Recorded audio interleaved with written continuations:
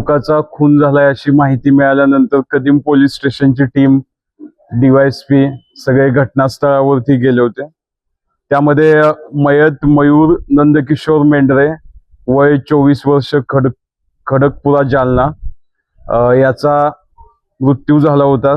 त्या अनुषंगानं फिर्याद घेऊन अपराध क्रमांक 412/26/103 BNS 425 आर्म्स ऍक्ट नुसार गुन्हा दाखल करण्यात आला होता। ह्या गुन्हा दाखल केल्यानंतर तपासामध्ये आरोपी यश शिवलिंग वीर वय वर्ष 22 महाडा कॉलनी शिवाजीनगर नवीन जालना यास त्वरित कदीम जालनाच्या पथकानं अटक केलेली आहे। विदिन 3 तासामध्ये आरोपीला अटक केली। या तपासामध्ये आतापर्यंत प्रथमदर्शनी असं निष्पन्न झालंय की हे दोघं पण एकमेकाला पूर्वीपासून ओळखत होते आणि यांच्यामध्ये आर्थिक देवाणघेवाण एक कारण असू शकतं मर्डर करण्याचं, अजून किंवा वैयक्तिक वाद, या दोन याच्यावरती आमचा तपास चालू आहे।